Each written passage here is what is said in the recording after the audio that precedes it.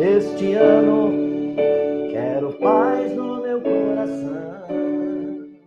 Quem quiser ter um amigo que me dê a mão. O tempo passa e com ele caminhamos todos juntos sem parar. Nossos passos pelo chão vão ficar marcado que se for, sonhos que vamos ter, porque todo dia nasce novo em cada amanhecer. Marcado que se for, sonhos que vamos ter, porque todo dia nasce novo em cada amanhecer.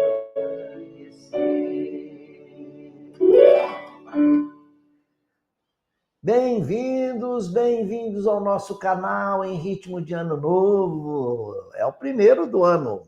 Este A Vida Continua é o primeiro do ano. Bem-vindo você que nos acompanha aqui. Para este ano eu tenho um projeto também. A gente faz projetos no ano novo. Aliás, a vinda do A Vida Continua para o streaming foi o projeto de 2024. Nem eu acreditava muito. E tá aí, o projeto tá aí, andando muito bem. Aliás, abraço a todos vocês que têm nos prestigiado, os likes que a gente recebe, as críticas e tudo que vem. A gente aceita de bom grado.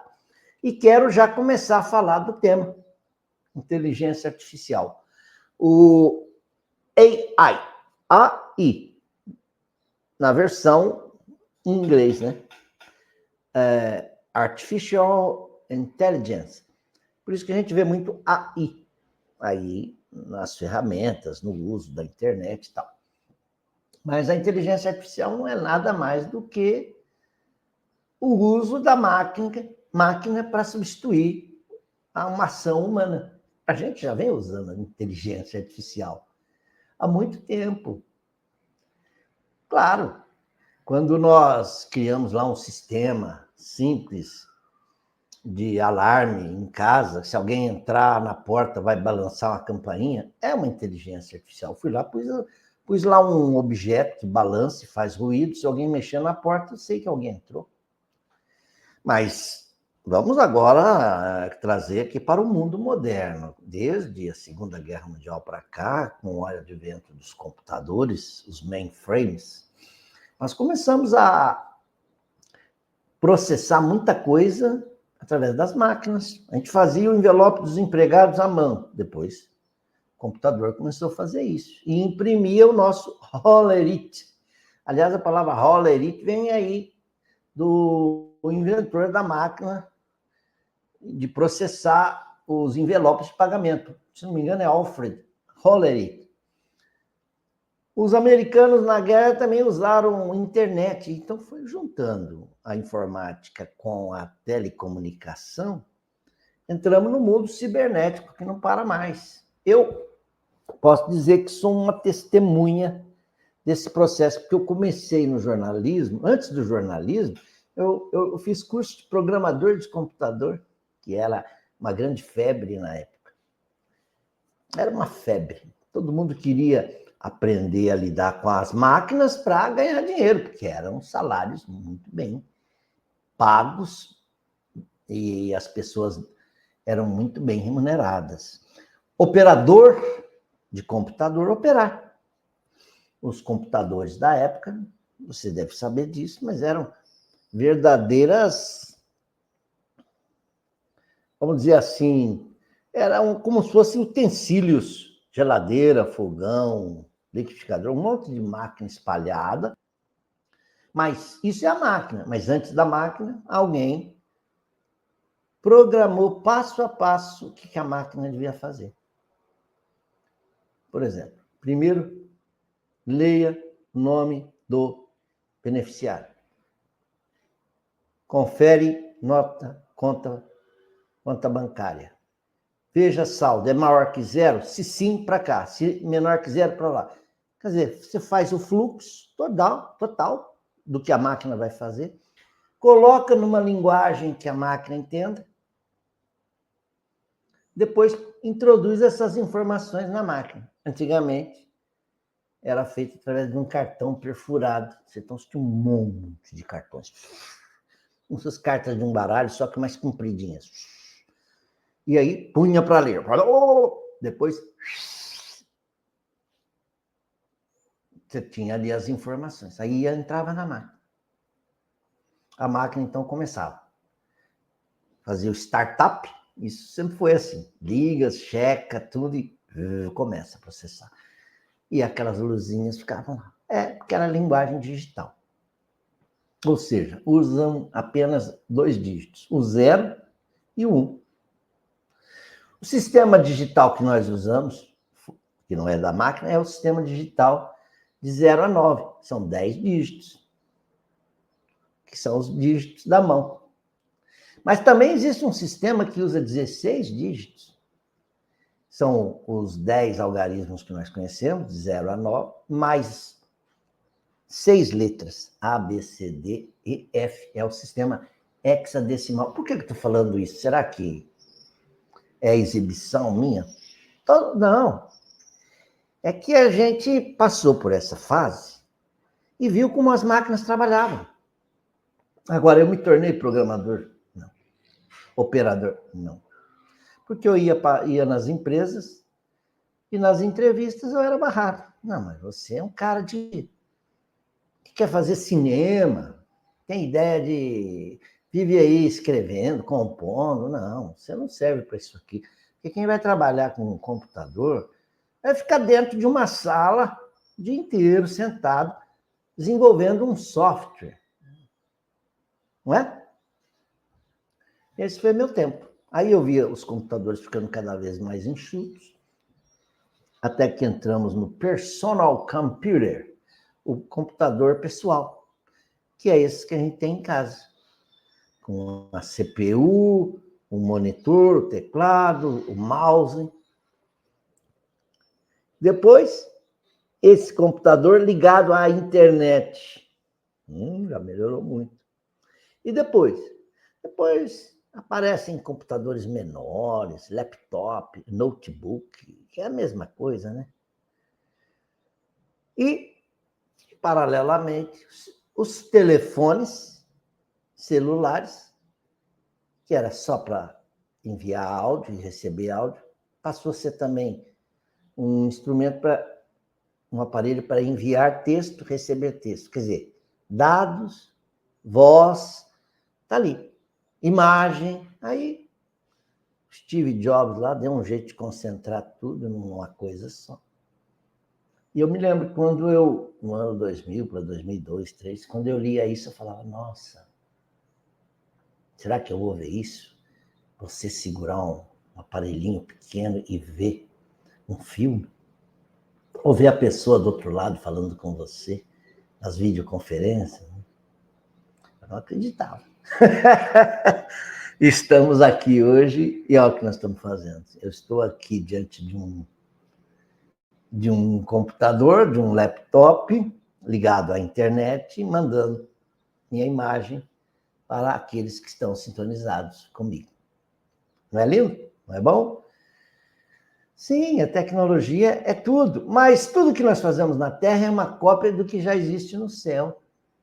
Se você for rever lá algumas obras de André Luiz, ele narra algumas conferências lá na Estância Nosso Lar, em que o instrutor chama e convida todos para assistir a um pronunciamento de uma entidade superior, e aí todo mundo vê num telão o que está se passando. Né? Mas onde eu quero chegar? Eu quero chegar aqui, nesse ponto. Não devemos nós nos assustar com os nomes, com as coisas que estão aí. Tudo que é feito pela máquina é porque o homem pensou e mandou ela fazer. Até o computador que joga xadrez com a gente e ganha quase sempre, acho que na maioria das vezes, ele conhece todos os movimentos e ele processa rápido. E a máquina não tem mudanças de humor, preocupação, dor de cabeça, distração, memória que falha. Não, a máquina faz mecanicamente o que ela tem que fazer. Mesmo assim, não esqueçam desses meninos, meninas, jovens, principalmente jovens, né? Que despertam muita atenção, admiração, que eles fazem cálculos rápidos e cálculos complexos. 2.954 multiplicado por tanto. 2.900 dividido por tanto. E também tem uma grande precisão de acerto. Ora, essa caixa que está aqui, guardando essa massa que nós temos aí, que é uma glândula, né? O cérebro, é também uma rede, uma fiação muito delicada. É um grande hardware, um hardware muito, muito, muito elaborado, por onde nós colocamos nossos programas para rodar. Nós, o espírito, a nossa mente, temos nossos softwares e mandamos rodar no cérebro. O cérebro, muitas funções ele faz automaticamente. Bom, meus amigos, todo esse preâmbulo foi para começar, de fato, o nosso programa, que hoje trata do tema inteligência artificial. Nós, os espíritas, como vamos lidar com isso doravante? Porque já está aí no nosso meio. Quem ainda não topou com um vídeo produzido via inteligência artificial, um post, uma criação de um cartaz, a criação de uma sinopse de um livro, né? Já já nós vamos falar disso. Primeiro, eu preciso chamar aqui a nossa vinheta, tá bom? Vamos lá?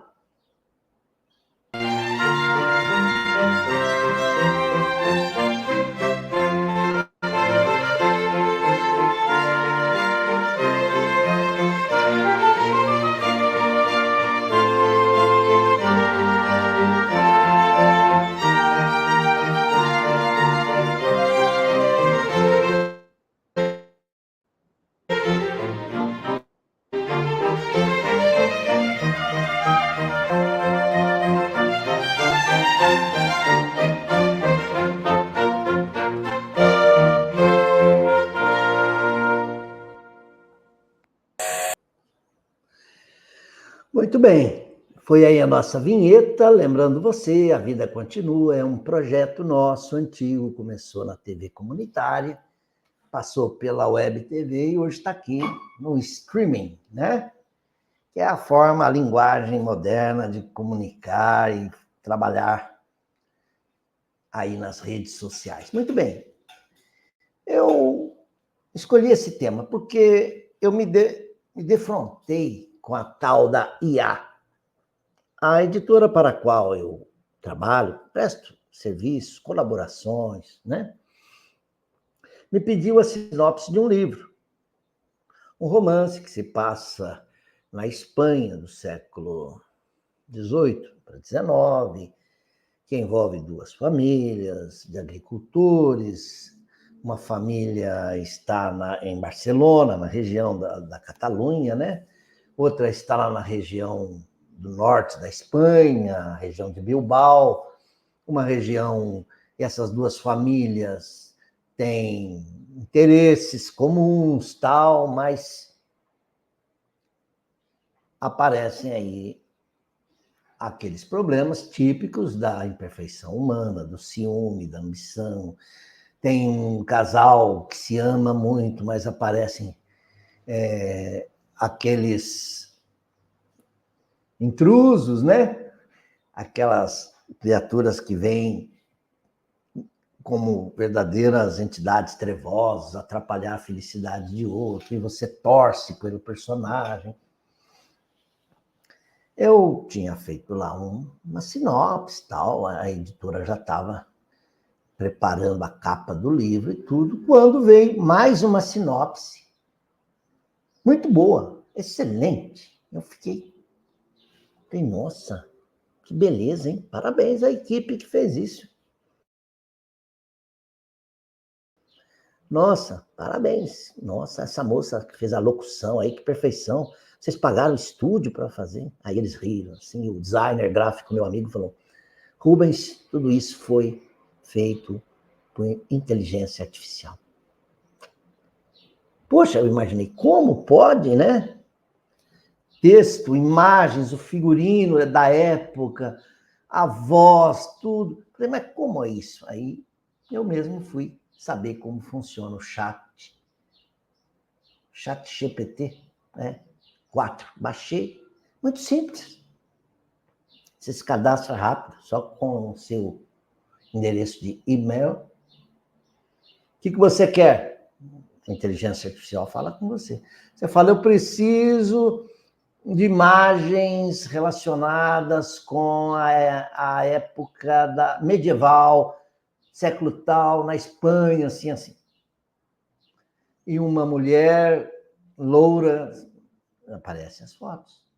Depois, se você quer dar movimentos e vida a essas fotos, tem os efeitos especiais. Então, eles põem uma ave passando de lá para cá, de lá para cá, dá a impressão que é real.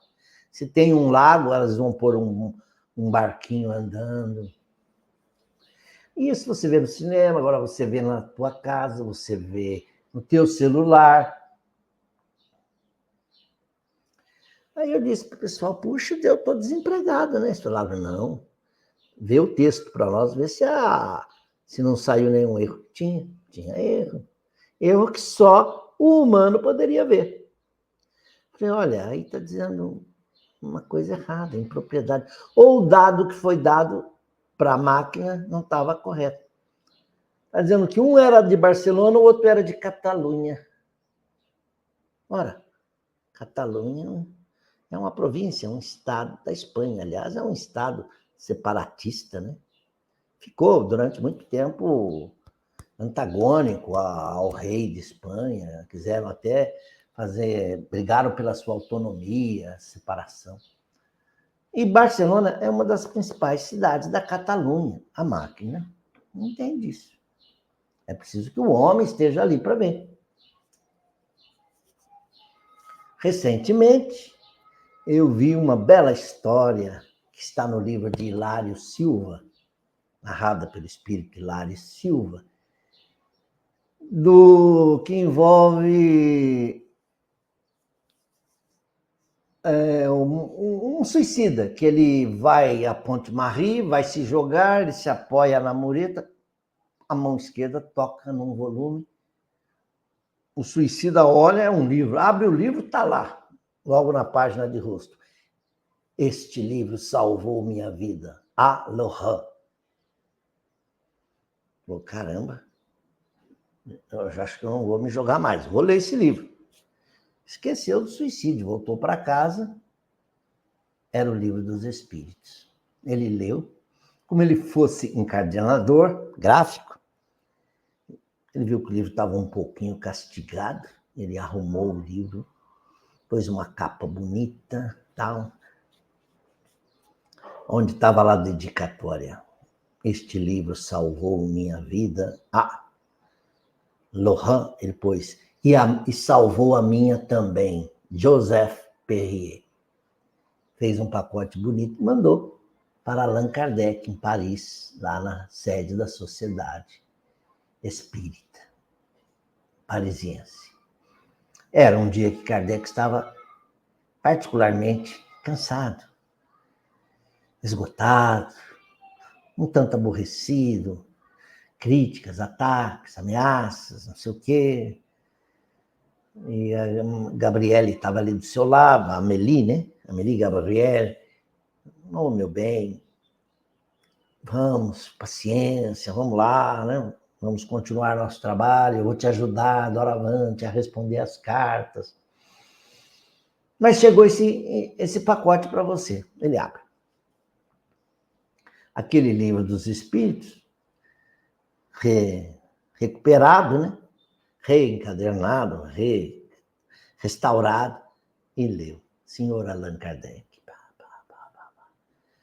Tinha uma carta de Joseph Perrier, contando a experiência dele. E no livro estava lá aquela dedicatória. Este livro salvou minha vida. Aí ele acrescentou, e a minha também. Bom, isso deu um grande incentivo para o codificador, ele continuou no seu trabalho. Ele estava lá já no ano de 1864 para 1865. A história está muito bonita, vocês vão encontrar aí na internet, que está circulando. Eu vi. E logo falei, nossa, que legal. Olha, inteligência artificial. Kardec, como uma pessoa parecida com a Amélie Gabriele, né? Por quê? Você passa uma foto do Kardec da Gabi, a máquina começa a usar pessoas com aquele figurino, com aquele biotipo. É Paris? Ah, então mostra Paris, mostra na janela, um codificador triste, depois aquele pacote. Eles vão dando vida e movimento. Só que Kardec sai à janela do seu apartamento, imagino, lá na Passagem Santana, né? Olha Paris. Bom, de lá ele não podia ver Paris, porque ele tinha uma lateral, uma janela que não lhe permitia ver nada, ele só via o telhado ali da galeria d'Orléans, da galeria da Passagem Santana. Ele só via parede. Mas mostra Kardec passeando ou andando pelas ruas e mostra Paris e a Torre Eiffel. Todas as imagens, o Rio, Sena, com aquelas pontes, a Notre Dame, mas até a Torre Eiffel. Falei, isso a mim já me estranhou, causou estranheza, porque a Torre Eiffel foi erguida anos depois da morte de Allan Kardec, por volta de 1880 e alguma coisa. É um detalhe tolo? Talvez. Talvez. Mas nós espíritas não podemos deixar passar, não. Porque aí sim as críticas vão chover. Chovem. Porque os detratores do espiritismo se apegam em qualquer detalhe para ridicularizar os espíritas, não é? E nós que estamos trabalhando no espiritismo, tenhamos o cuidado de revisar os textos que publicamos, os livros que são publicados. A gente não pode jogar informação ao vento assim, sem checar. Eu acabei de revisar um livro que gostei. Gostei, o título ainda não está definido, e eu também não diria, que eu não posso adiantar. Mas é um romance à época de Allan Kardec. Isso é bom, né? Imagine, mostrando o homem daquele tempo. Inclusive, Kardec acabava de lançar o Imitation de l'Evangile. Falei certo? Selon l'Espiritisme. Que era o Evangelho segundo o Espiritismo, que ainda tinha o nome de Imitação do Evangelho. Depois, Allan Kardec, por sugestão dos amigos, 2 anos depois, ele deu o nome definitivo, que é o que nós temos hoje. Imagine, as pessoas estão lendo, estão recebendo a revista espírita, alguns são assinantes. Imagine, que beleza, para você captar o momento dessa época. Por isso que eu elogio muito o filme do Wagner de Assis, a história por trás do filme, porque ele captou aquele momento, o que rodava na cabeça do povo naquele instante, o que falava a imprensa, os livros, o que as pessoas diziam nos salões, né? Então, eu gostei. Voltando, esse livro está falando de Allan Kardec, inclusive de uma médium que trabalha com Allan Kardec. E o nome dela é Geneviève. Geneviève Fournier. E também cita outros nomes, que não aparecem na codificação, literalmente, mas aparecem na revista espírita. Quando Allan Kardec fala das suas reuniões, quando ele publica até relatórios, atas, discursos na Revista Espírita. Quando ele recebe uma comunicação, aparece lá, obtida pela médium tal. Ele preserva o nome, mas em algumas vezes apareceram. Se era que médium estava envolvido ali. Através de quem? Tivesse sido através da senhora Delane, por exemplo. Né? Muito bem.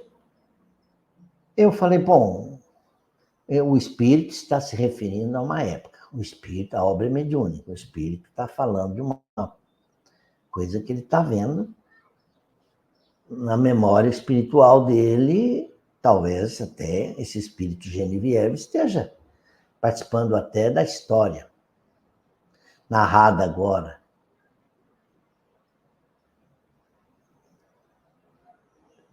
Genevieve é um nome comum na França. Houve essa médium, ela trabalhou com Allan Kardec. Eu sugeri ao médium que ele checasse com o espírito. Cheque, diz em que momento a gente vai ver o trabalho dessa médium na história. Não ofende os espíritos você querer saber das coisas. Kardec era muito instigante, ele perguntava tudo, às vezes até excessivamente. Às vezes os espíritos até perdiam um pouco a paciência com ele. Eu já vos tenho dito repetidas vezes que pá. Mas Allan Kardec dizia, mas você está agora aqui ao lado de quem? Ao lado do médium tal. Mas você está sentado ou você está apoiado? Mas Kardec perguntava tudo, porque ele queria entender tudo. Por isso, Allan Kardec é para nós, e eu já estou fechando a live, ele é para nós um porto, uma tábua de segurança, uma base sobre a qual o espírita deve se apoiar.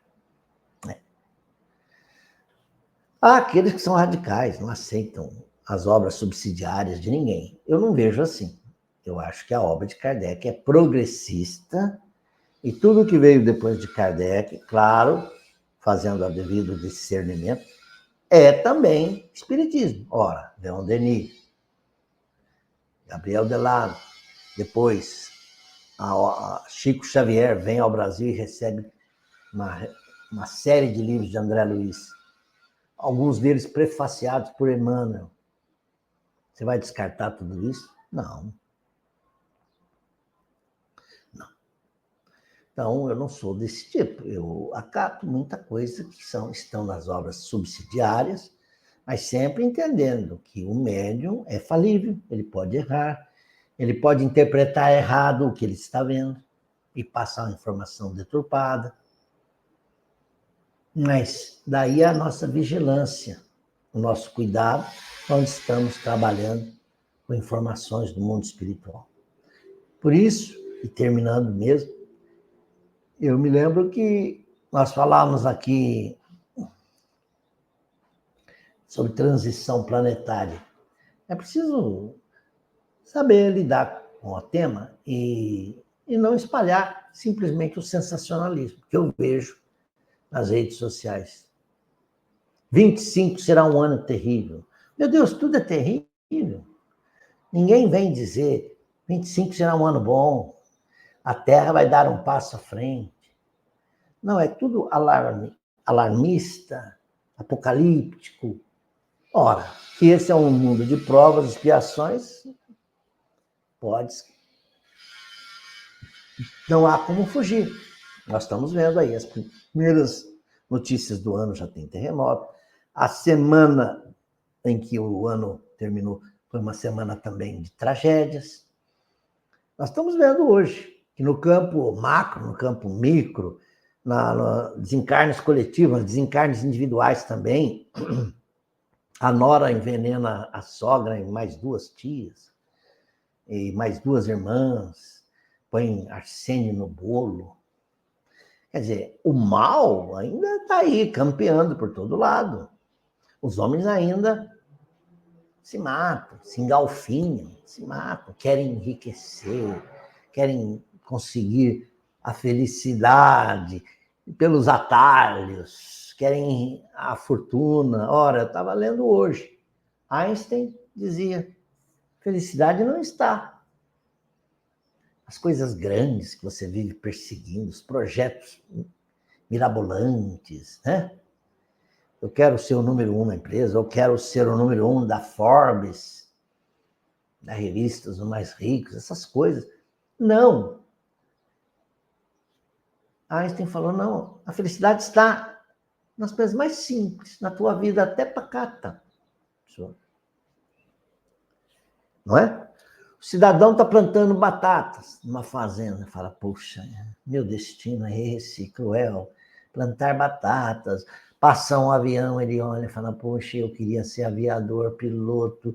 Ah, olha lá, eu podia estar naquele grande Boeing que está lá em cima, o piloto está, olha para baixo, vê aquela fazendinha, aquelas plantações, e fala, oh, meu Deus, como eu gostaria de ser um simples agricultor, plantar batatas e colhê-las. Ah, mas não, minha vida é essa, ficar aqui voando para lá, para cá.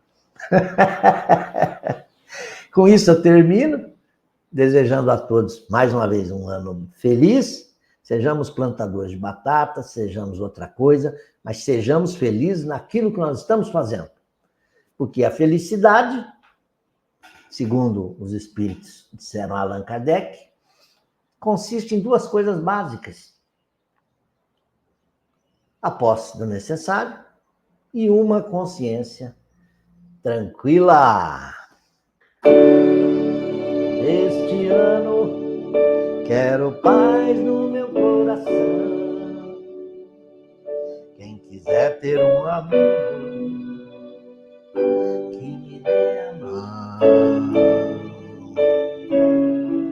O tempo passa e com ele caminhamos todos juntos sem parar. Nossos passos pelo chão vão ficar. Agora, marcado que se for, sonhos que vamos ter, porque todo dia nasce novo em cada amanhecer. Tchau!